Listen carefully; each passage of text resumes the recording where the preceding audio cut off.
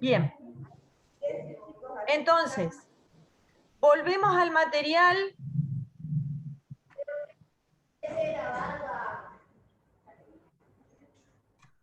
Al material. A ver, en la parte, en la segunda frase, a ver, Cecilia, léela. Profe, Sí, Bueno, ¿qué? intenten grabarla con el Y botoncito. estoy grabando, chicos. ¡Ah, está grabando! está grabando la clase, Merce. Estoy grabando la clase, chicas. En la tele no se ve por eso. Ah, bueno. Vamos, Ceci. Ok. Se nos habla de gauchos. La lucha ha dado cuenta de ellos, de toda esa chusma de haraganes. No trate de economizar sangre de gauchos. Este es un abono que es preciso hacer útil al país. La sangre de esa chusma criolla, incivil, bárbara y ruda es lo único que tiene de seres humanos. Bien. Y es de Sarmiento, a Mitre. Sí, De Mitre. de Mitres de Carta de Domingo Faustino Sarmiento a Bartolomé A Mitres. Mitre, que fue el primer presidente de esta etapa, de la etapa liberal. Y entonces, ¿a qué hace referencia? ¿A qué obstáculo podríamos relacionar con, con la situación particular, a ver, que se estaba viviendo, teniendo en cuenta sus objetivos?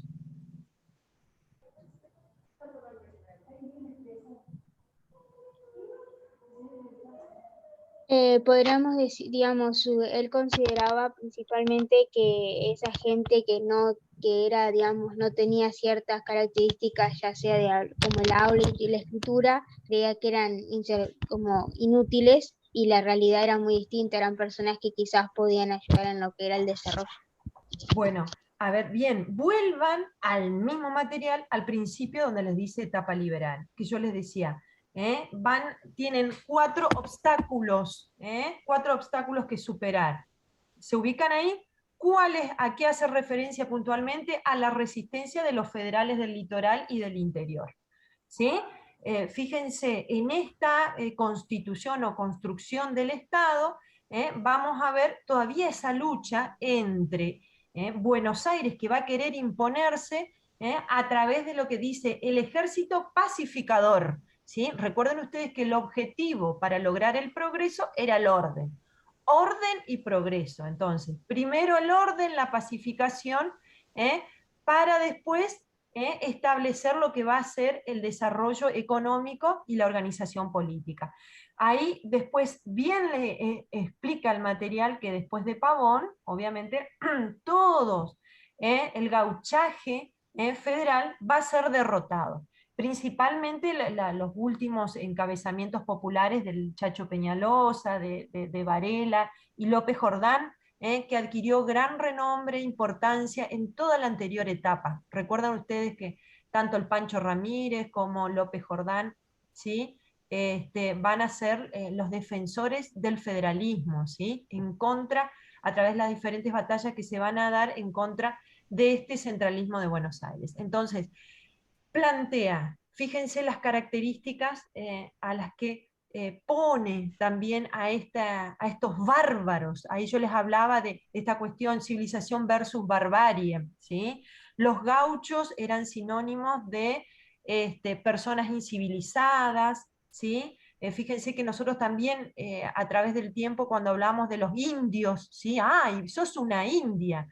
Como una acepción también mala desde el lugar en que también se da este contexto ideológico, ¿sí? Eh, Fíjense que el Sarmiento, al llegar a Corrientes, hace toda una visita a Corrientes, y cuando se va yendo, se limpia sus zapatos del polvo porque decía que no quería llegar a Buenos Aires con polvo de ignorantes, ¿sí? Entonces, a tal punto esta idea también de una organización siempre mirando desde el exterior, ¿sí? Desde acá también esa idea de traer inmigrantes que sean anglos y sajones, ¿sí? Aquellos ya industrializados, con estudios, ¿sí? Que bueno, después resultan ser más que nada agricultores, que se van a dedicar al trabajo más rudo. Los anglos y los sajones se fueron a Estados Unidos, ¿sí? Bien, a ver, el otro, a ver en la presencialidad, ¿quién otro quiere pasar a leer? Bueno,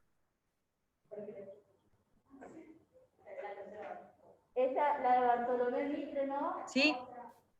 No, ¿se escucha? Sí, se escucha. Fuerte nomás. Bueno, acá leo. Siendo Buenos Aires la única base posible de un gobierno general, el único centro de donde podría partir un impulso vigoroso y una inmensa masa de recursos puestos al servicio de la comunidad. Bartolomé Mitre. Bueno, ¿a qué hace referencia esa frase o esa cita? A la capital. Bien. ¿La capital? ¿Que dónde se ubica la capital? Buenos Aires, ¿A la ciudad centralista? que es cuando Buenos Aires, digamos, fue creciendo y se hizo poderoso y rico, y bueno, el interior quedó empobrecido. Bien. El mismo texto les va a decir más adelante, Buenos Aires mira al exterior, es como que va a continuar con ese auge económico desde su lugar, desde, digamos, el puerto de Buenos Aires, la aduana que va a recibir grandes beneficios, y por otro lado, todo el interior y el litoral que van a tener un ahorcamiento económico, ¿sí? Bien, el centro también político de poder económico y de todo, ¿sí? Concentrado en Buenos Aires. A ver, el que sigue, ¿quién otro de allá de la presencialidad? Pasó Merchi. A ver, Luciana, ¿se encuentra? Vamos, Luciana.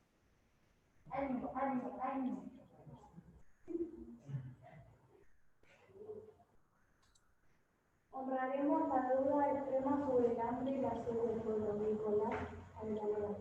Bueno, ¿y esto a qué hará referencia?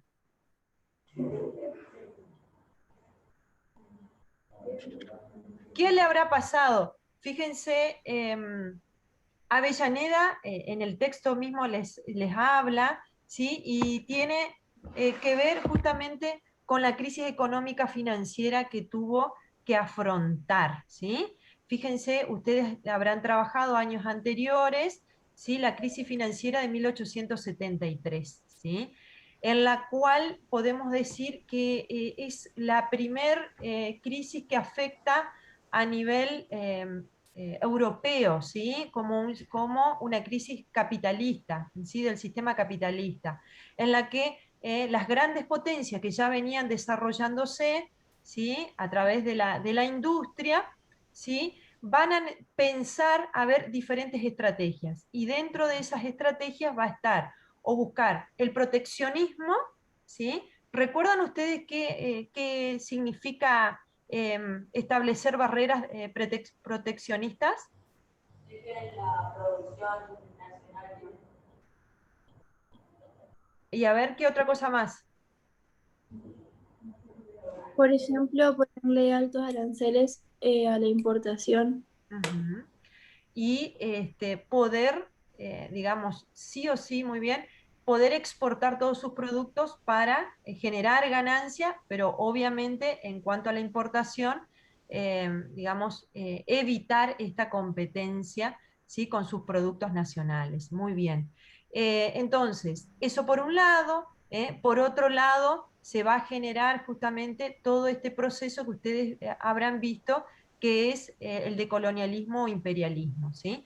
Entonces, desde ahí, en nuestro caso, vamos a ver que Nicolás Avellaneda, ¿sí? En su mandato presidencial va a buscar alguna alternativa. Una de estas va a ser el proteccionismo, obviamente que va a durar muy poquito, y se va a dar de nuevo esta liberación económica y esta relación bien directa con Inglaterra en cuanto a lo que va a ser la venta de los productos primarios de nuestro territorio, ¿sí?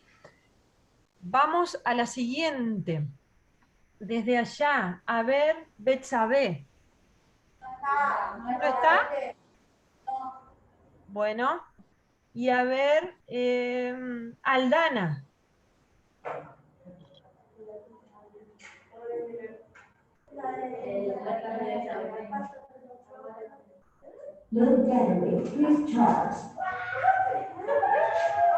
Acá se habrá quedado sin batería. ¿Me ven o no me ven? Sí, yo los veo, chicos. Ahí está Aldanita. Aldana, en español o en inglés,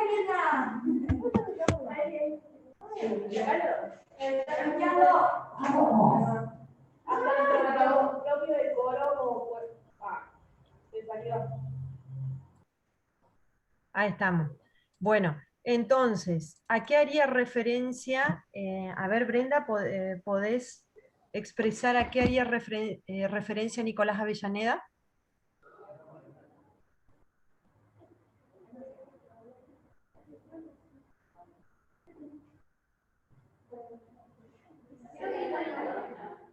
A qué, fíjense, de nuevo, volvamos a los obstáculos que debían sortear estos presidentes. ¿A qué haría referencia entonces?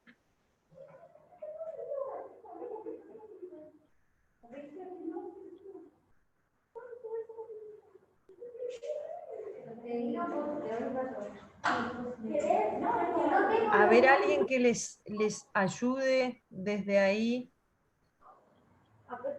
Chicos, Puede ser las cuestiones. en la presencialidad, o hacemos silencio, o los desconecto, o no sé, porque más allá de eso sigo dando la clase yo, ¿sí? Bueno, a ver, Brenda.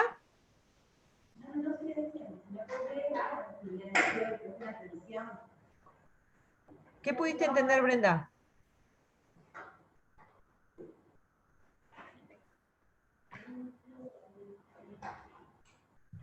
A ver, Juliana.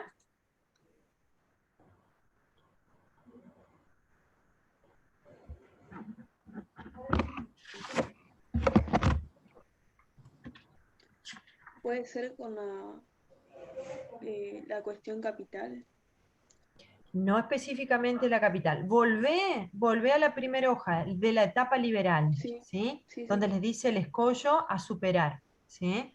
Bueno, ¿a qué haría referencia en este caso?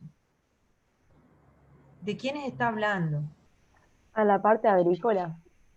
¿Y por En qué las sería? A ver, Yulana.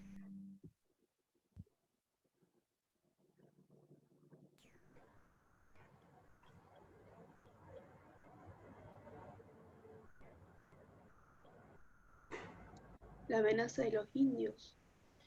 Bueno, y fíjate puntualmente, sí, es correcta, que tiene que ver con qué, con todo lo que va a ser la conquista del desierto, ¿sí? Es la justificación de la toma de todo el territorio, ¿sí? ¿Para qué? Para incorporar al Estado y desarrollar, obviamente, la agricultura, y, porque ahí les dice, se habla de los territorios más ricos y fértiles de la República, ¿sí? Es decir, puntualmente muestra desde ahí su objetivo de poder continuar con ese proceso que ya se venía haciendo con anterioridad, que yo les decía de la etapa de Rosas, ¿sí?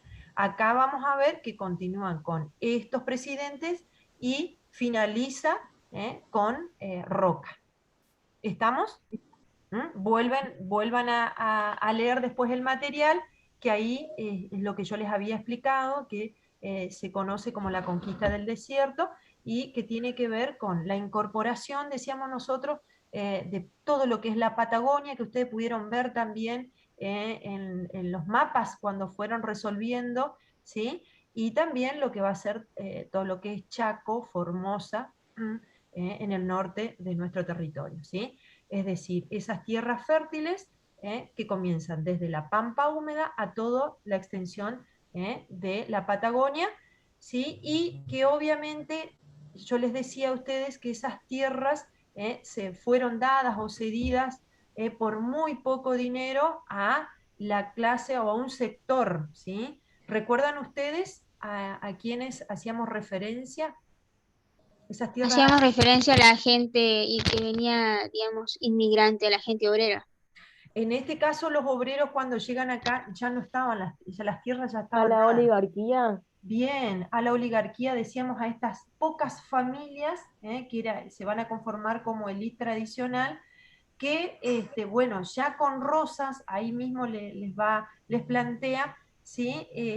Se les cedía determinados parcelas de tierra con un pago, digamos, muy accesible, que era anual, ¿sí? La ley de enfiteusis, y que desde ahí después se quedaban con esas tierras. También decíamos que se les daba como forma de pago a todo lo que van a hacer el ejército militar que va a estar a cargo de esto, ¿sí? Entonces, esa tierra va a quedar en manos de lo que bien después dice Coti, va a conformar la clase oligárquica, ¿sí? Pocas familias con grandes extensiones de tierra y que después va a adquirir el poder también político, ¿sí? ¿Está entendido? Sí, Mirna. Vamos a la última. A ver, Sol, o quién no leyó que... Dale, Yo Sol. leo, ¿se me escucha? Sí. Queso, negocio y la indolencia, sino las formas plásticas del egoísmo. Nicolás Avellaneda. ¿Y esto a qué hará referencia? ¿Qué significará ocio?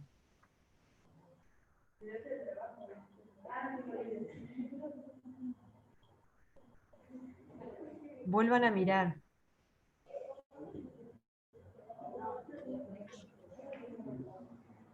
El ocio no tiene que ver con el tiempo libre.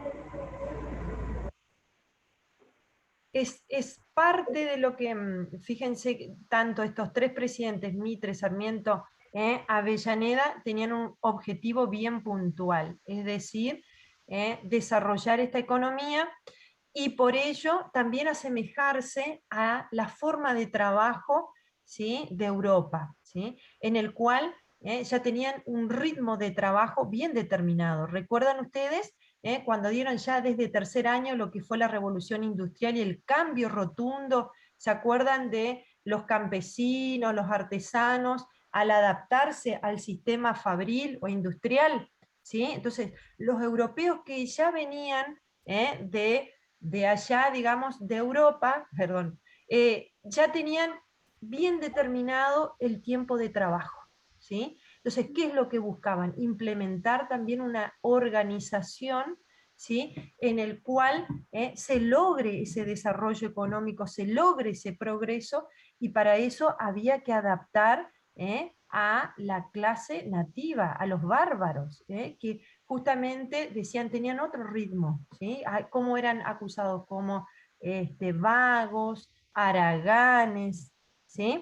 Entonces, desde ahí, la política de ellos va a ser esta, ¿sí?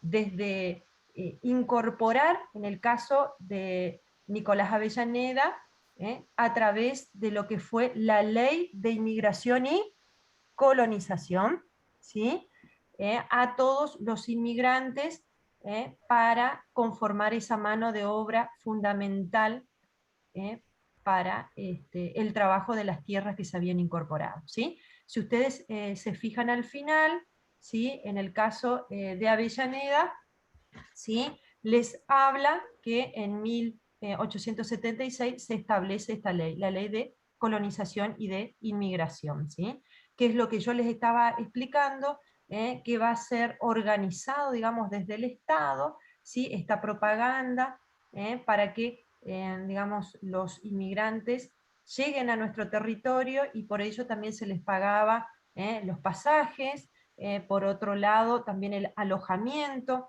¿sí? Tenían ciertas facilidades para el ingreso, ¿sí?, a lo que va a ser el empleo, sea rural o podía ser urbano. ¿Sí? ¿Hasta ahí vamos? Sí, profe. Sí, profe. Bien, en esa me gustaría profundizar ahí. Yo les había explicado a ustedes cuando hablamos de este segundo objetivo que tenía que ver con el desarrollo económico, teniendo en cuenta la División Internacional del Trabajo. También dijimos que o sea, la inmigración se comenzó mucho antes, ¿sí? Podemos hablar que con Urquiza, después de la Constitución, se va a generar colonias agrícolas, ¿sí? ¿Se acuerdan que yo les decía que la colonia agrícola, la primera va a ser la de Esperanza, Santa Fe, ¿sí? Y que desde ahí, digamos, se van a establecer, digamos, colonias que eran de forma privada y también oficiales, ¿sí? Por parte del Estado. ¿Qué es lo que le generaba principalmente un acuerdo entre el Estado y un contratista que podía ser privado? Ese contratista se encargaba de viajar, digamos, a Europa y de traer y facilitar, digamos, el embarque de esos inmigrantes que llegaban a nuestro territorio. Y después sí, les cedía ciertas parcelas de tierra, el Estado les brindaba las herramientas, ¿sí? También decíamos nosotros las semillas, ¿sí? Para dedicarse a la agricultura. Y después, ¿sí? Con la producción, ¿sí? Agrícola, ellos iban pagando, ¿sí? Obviamente esas tierras. Algunos pudieron acceder a la tierra, ¿sí? Y otros no. Entonces, dentro de esta organización, nosotros decimos que la inmigración masiva se va a dar mucho más en 1880, ¿sí? Pero comienza antes, a partir de 1860 a 1880, ¿sí? Donde se va a incorporar la gran cantidad de inmigrantes. ¿Y con qué objetivo? Poblar el desierto, transformar el carácter social de la población nativa. Recién hablamos de esto, ¿sí? Que tenía que ver con combatir, digamos, estas características propias de nuestra población, que era el ocio, ¿sí? Y conformar más que nada este sistema de organización del trabajo, ¿sí? Entonces, por un lado, la mayoría de los inmigrantes van a llegar, ¿sí? A la zona rural, se van a convertir en arrendatarios, en peones. Otros van a acceder a la tierra y van a conformar lo que va a ser la clase media, ¿sí? En el texto, ustedes, digamos, en la primera parte, habla del modelo agroexportador, y después le habla de las clases sociales, ¿sí? Y después otro sector que va a llegar a la zona urbana, ¿sí? Que se va a dedicar principalmente a todo lo que va a ser la construcción de obras públicas, los puertos, ¿sí? Digamos, subtes, se van a dedicar también a trabajar en los frigoríficos, ¿sí? En las cervecerías, en las fábricas, ¿tá? Y desde acá nosotros vamos a ver más que nada que se van a desarrollar ciudades muy importantes como por ejemplo Buenos Aires, ¿sí? Rosario, ¿sí? Y por otro lado las colonias fundamentalmente van a estar en Entre Ríos, en Santa Fe, ¿sí? ¿Sí? Parte de Buenos Aires, Córdoba, Mendoza. ¿Hasta ahí vamos bien? ¿Sí? Sí, profe. Bueno, yo voy a volver a retomar esta situación de los inmigrantes más adelante. Volvemos al material para que ustedes no se pierdan. Vieron que al principio de la etapa les habla de la etapa del modelo agroexportador, ¿sí? Del modelo agroexportador, que les dice desde 1880 a 1930, ¿sí? Vuelvo a reiterar porque, como me decían ustedes, la clase pasada que yo había avanzado, este grupo no podía entender porque no estaba en la presencialidad. Hablamos de esta etapa donde ya podemos decir que el Estado ya estaba consolidado, ¿sí? ¿Por qué? Porque se había logrado la paz, la organización administrativa y territorial, ¿sí? Y ya estaban las condiciones para el desarrollo económico de este sistema capitalista, ¿sí? Bien, vuelvo a reiterar, ¿qué soluciones? Ya tenían tierras disponibles para la agricultura y para la ganadería. También población como mano de obra solucionada con la llegada de los inmigrantes. Capital extranjero, es decir, los inversionistas que van a llegar a Argentina, que van a ser mayormente ingleses, decíamos, ¿sí? Y por otro lado, vamos a ver todo lo que va a ser la instalación de las infraestructuras, con, obviamente, capital inglés, ¿sí? ¿Para qué? Para poder facilitar la exportación de los productos, ¿sí? Y por eso les decía la clase pasada, que se va a dar como un abanico, ¿sí? Es decir, estas líneas férreas van a recorrer o van a ser instaladas desde los puntos de la zona de producción agrícola ganadera hacia el puerto de Buenos Aires para poder exportar a Europa, ¿sí? Entonces, después le habla de nuevo del contexto internacional, en donde nos enmarcamos, que decíamos nosotros, habían países desarrollados y otros, ¿sí? Digamos que con cierta dependencia, ¿sí? Y que quería desarrollarse, ¿sí? Y dentro de eso decíamos que nosotros nos ajustamos no entre los países adelantados, sino aquellos que van a desarrollar su producción, ¿sí? De materia prima, ¿sí? Para su exportación. Y Inglaterra, que va a ser un país adelantado, va a colocar sus productos manufacturados, ¿sí? Ellos nos venden sus productos manufacturados y nosotros los productos agrícolas ganaderos. Bien. Dice actores sociales, ¿sí? Que eso después ustedes pueden ir organizándose, la parte económica, la parte social.